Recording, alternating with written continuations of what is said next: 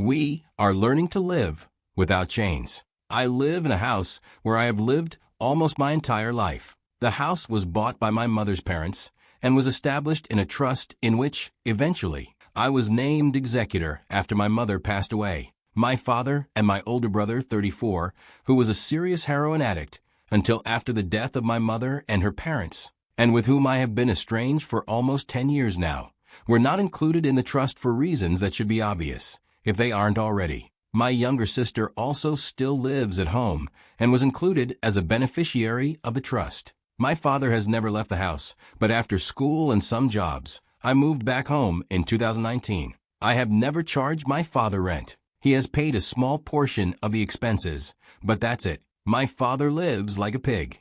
Until relatively recently, he spent most of his time downstairs, where he destroyed a couch with his disgusting lifestyle and often left cups full of urine on the coffee table. I eventually got him to stop spending time downstairs and got rid of the couch, and the room he now occupies contains most of his frankly revolting habits. He has lived like this for most of my life. I would describe myself as a late bloomer in life and have matured significantly in recent years and have been in therapy for some time. It is through that and talking with my close group of friends that I have started to have serious issues with how my parents raised us. My father has always been a remarkably immature person and, as such, was never able to teach me anything about being an adult or being a man. The person I am today is completely despite anything he did as a father, or my mother, for that matter, with whom I would also have issues if she were still alive. I also have serious problems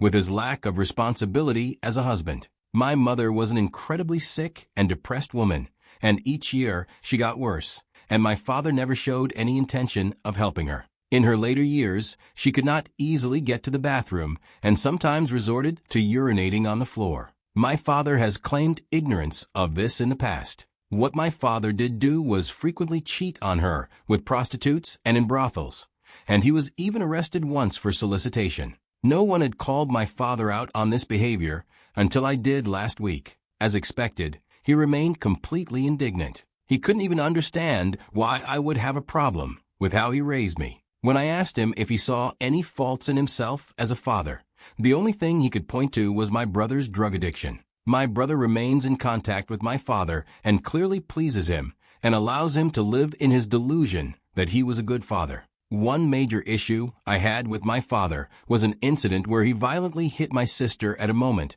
that remains notably traumatic for her. He completely denied it, or that he had ever laid a hand on his children. For the record, I saw it myself, and my sister has always told the same story since it happened. It definitely happened. When I got to my issues with him as a husband, he immediately shifted the blame to his children. "And what did you do for Mom?" he said to me. I calmly responded, "We were children," over and over until he said, "Spoiled little shit kids." He takes no responsibility for the slow death of his wife while he watched from the sidelines. At the end of the conversation, I told him he needed to find a new house. From his reactions, I see no way to repair this relationship, especially while he lives in the house. I told him that, obviously, I would give him time to sort it out, but that it was best for everyone if he no longer lived in this house. He left in a fury, and shortly after, my estranged brother started texting me, calling me a piece of shit, and other horrible things.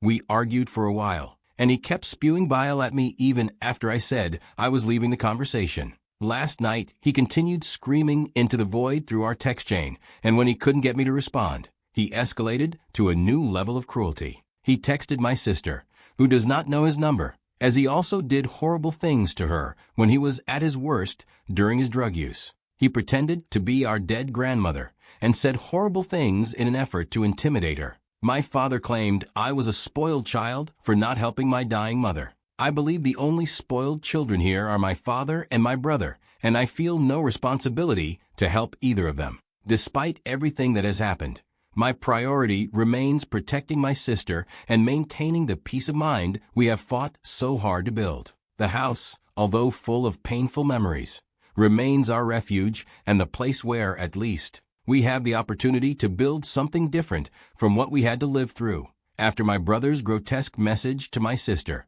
I reinforced the house's security. I changed the locks and set up a new alarm system. My sister was understandably shaken, trembling as she told me everything, and I could barely contain the rage boiling inside me. But I couldn't afford to act impulsively. I had to keep a cool head to protect her and myself. I sought legal advice. A close friend put me in touch with a lawyer who, after hearing my situation, recommended starting a formal process to evict my father. He's not paying rent, and his presence is clearly negatively affecting the coexistence and emotional health of the other occupants, he told me. You have the legal and moral right to act. Meanwhile, the tension in the house was palpable. My father barely left his room, and when he did, he threw resentful looks at me. We didn't exchange words. I avoided any direct confrontation, keeping my focus on the long-term strategy. But I knew this calm was precarious, barely held together by the thin layer of a tolerance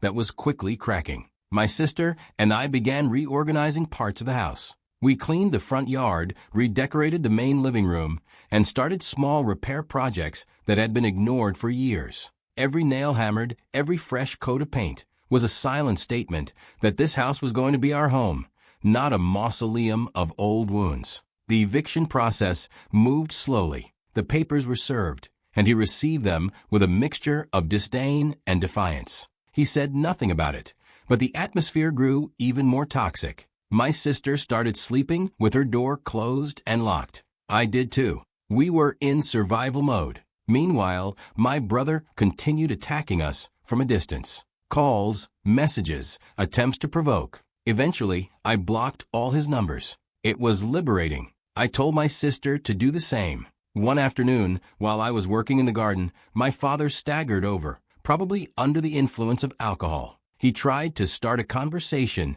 as if nothing had happened. He talked about trivialities, the weather, football games. I limited myself to nodding or answering with monosyllables. It wasn't cruelty. It was protection. I could no longer open up to him without reopening the door to toxicity. Slowly, I also started to build a stronger support network. My friends were aware of the situation, and several offered to help if things got out of control. My therapist, who had been a constant guide, helped me manage the guilt that sometimes tried to creep in. Taking care of yourself and your sister is not selfish, she reminded me. It's the right thing to do. One day, while fixing one of the old rooms, I found a dusty box full of photographs. There were images of my young mother, of us as children, smiling in times that, somehow, had flashes of happiness amid so much darkness. I felt a mix of sadness and determination. This house deserved a new beginning. So did we. As the deadline for my father to leave the house approached,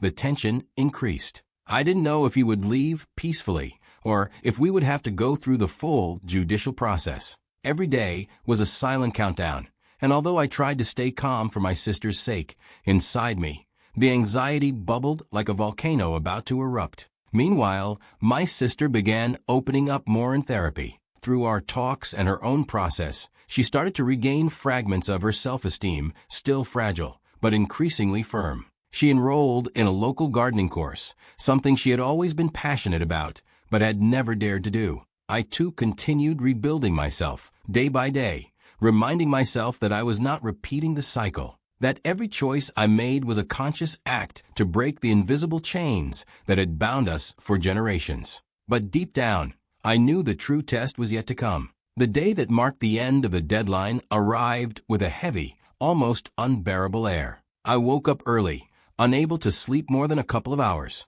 The silence in the house was unreal, as if the walls themselves were holding their breath. My sister lay awake too. Her swollen eyes betrayed a sleepless night. I made coffee, trying to give an appearance of normalcy that I didn't feel. The clock seemed to slow down, each tick echoing inside me. I knew my father hadn't made any move to pack or find another place to stay. It was clear he intended to resist until the last moment. By mid-morning, a sharp knock at the front door startled us. It was the sheriff, accompanied by an assistant, just as the court had arranged. The procedure was clear: document, deliver the final notice, and supervise the eviction if necessary. I silently thanked that it was an impartial party handling the protocol. My father, upon seeing them, refused to leave. He started shouting from his room, cursing at my sister and me, yelling incoherent insults about betrayal and ungrateful family. We remained firm,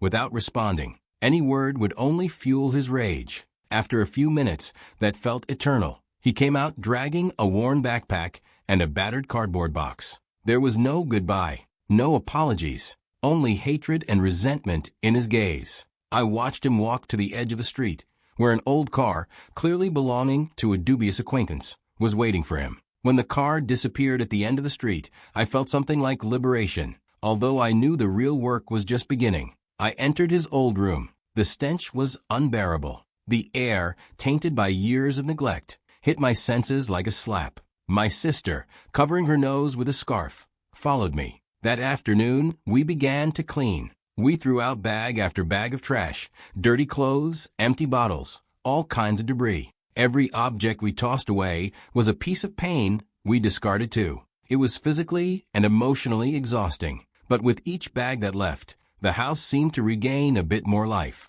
The following days were a whirlwind of activity. We painted walls, changed curtains, replaced stained carpets. It was therapeutic to transform the space, to truly make it ours for the first time. My sister began to fill her new garden with flowers. Every morning I saw her go out with her watering can and straw hat, smiling slightly, as if each plant were a silent declaration that hope could still grow among the ruins. I, for my part, found an unexpected passion in carpentry. I built a wooden bench for the front porch, a space where we could sit and watch the sunsets. Every nail hammered, every board assembled, gave me a sense of grounding I had never experienced before. However, the echoes of our past did not disappear completely. Some nights, especially when it rained, my sister had nightmares. I would hear her crying in her room, and sometimes I would sit outside her door until she calmed down. We never spoke about it the next day, but we both knew we shared those invisible scars. One afternoon, I received a letter. It was from my brother, not an angry text, but a handwritten letter. I hesitated before opening it. Inside, a torrent of confusing words, veiled accusations, half-hearted apologies. It was clear he hadn't changed. He was still trapped in his own distorted version of the story. I decided not to respond. I understood that part of healing was also accepting that some people did not want to be saved, and that protecting my sister and myself was more important than trying to repair the irreparable. Meanwhile, my therapist encouraged me to write my memoirs. Not to publish, she said, but to understand. I began filling notebooks, childhood stories, fragmented memories, reflections on how pain can be inherited, but also stopped. On one of those compulsive writing days, I remembered something my mother used to say when she was in a good mood. Blood doesn't make family, love does. At the time, I didn't understand it,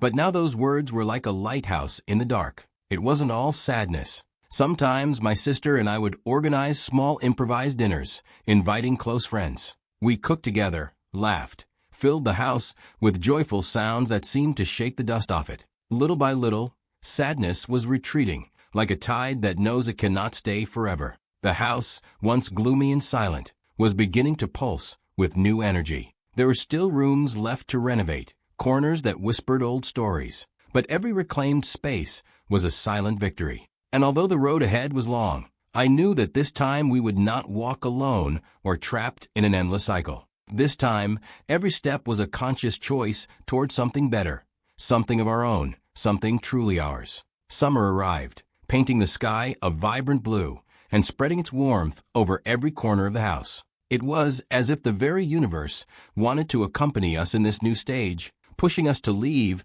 behind the emotional winter we had endured for so many years. My sister devoted more time to her garden. Every week, new flowers bloomed, coloring the entrance of the house with vivid tones. Sometimes I would sit on the porch, watching her silently, feeling a mixture of pride and relief to see her build something so beautiful with her own hands. Meanwhile, I focused on bigger projects inside the house. With the help of a couple of friends, I demolished an old wall that separated the kitchen from the living room, opening up the space and letting the light flow freely. It was exhausting, but each hammer strike was a statement of intent. This would be a place of openness, not secrets. It was on one of those hot afternoons that we received an unexpected call. It was a distant cousin, someone we hadn't seen since childhood. He had heard through other relatives that the big house was now in our hands and wanted to know if he could visit us. The news made me uneasy. I didn't know what his intentions were,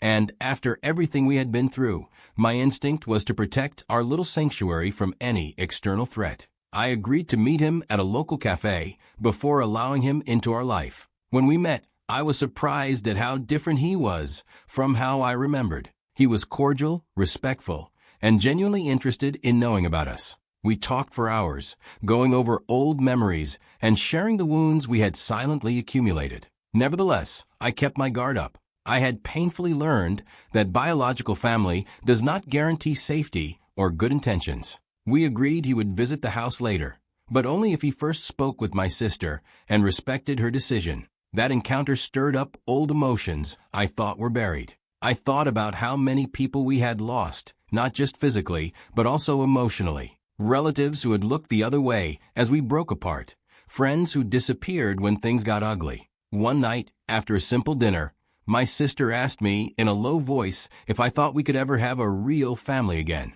I didn't know how to answer, but I promised her I would do everything possible to build something better for us, even if it didn't look like what is traditionally understood as family. We moved forward, slowly but steadily. Each week was a new challenge, each small achievement a silent celebration. I got an extra job as an assistant in a home improvement store, while she sold some of her plants at the local market. Every now and then, letters from my brother would appear, always from different senders. I threw them away, unopened. I understood that his web of manipulation had not ended, but we no longer gave him space in our lives. The neighborhood also started to notice. Several neighbors, once distant, came over to congratulate us on the transformation of the house. Some even brought cakes or invitations to barbecues. It was strange to feel part of a community, but also comforting. One Saturday, we organized our first gathering in the backyard. It wasn't a big event, just some friends and new acquaintances,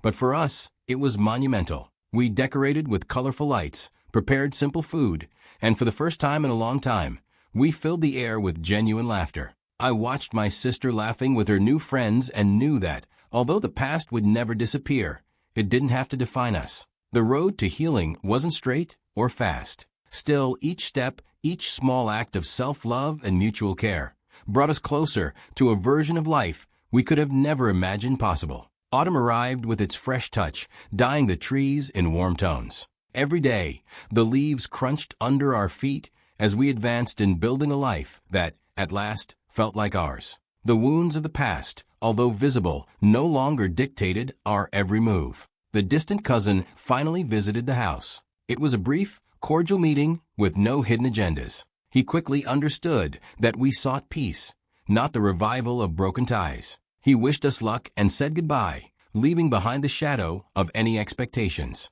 My sister and I continued consolidating our routine. She expanded her garden, incorporating a small greenhouse. I, thanks to the workshops and my job, built a shed where I could work on woodworking projects. Each project was a testament to our resilience. One weekend, we decided to take a short trip to the mountains. It was the first time we had left the city in years. We stayed in a simple cabin, surrounded by trees and silence. Walking unfamiliar trails, breathing pure air, reminded us that there was a world beyond the family scars. During an especially starry night, sitting by a campfire, my sister told me she felt free for the first time. Not completely healed, she clarified, but able to imagine a life without fear. I nodded, knowing that was the true triumph. We returned renewed. Upon returning, we decided to perform our own closing ritual. We buried a box in the garden, filled with objects representing the pain, guilt, and past we no longer wanted to carry. A letter each, an old photograph, small memories that had been invisible chains. There were no speeches, just the silent determination to move forward. Over time, the house became a refuge not only for us, but for others who sought to rebuild themselves. We hosted gatherings for people who, like us, had survived toxic environments. Each shared story was another lamp lit against the darkness. One day, we received the news that our father had died. Not tragically or unexpectedly. His body simply gave up after years of neglect. My sister and I looked at each other in silence. There were no tears. Not because there was no pain, but because we had cried enough long ago. We decided not to attend the funeral, not out of hatred, but because we understood that our farewell had happened long before, the moment we chose to live free from his shadow. As for my brother, he disappeared from our lives like a storm that, after causing destruction, simply dissipates without warning. We heard nothing more from him, nor did we seek to. With each passing season, the house evolved. We painted murals, built benches, filled the hallways with art and photographs of new beginnings. Every visitor, every laugh, was another brick in the home we had sworn to build. Sometimes, when the wind blew strong and the leaves danced in spirals, I would sit on the porch and close my eyes. I could hear the echo of our childhood, but it no longer hurt. It was simply part of our story, no longer its jailer. One afternoon, while working in the garden, my sister looked at me and said, smiling, "Do you realize we made it?" And yes, we had made it. Against all odds, we had broken the cycle, chosen self-love, dignity, and growth. We were no longer hostages to what was done to us. We were architects of our own destiny. Life goes on, imperfect but beautiful. And we, at last, were walking forward, without chains, without fear,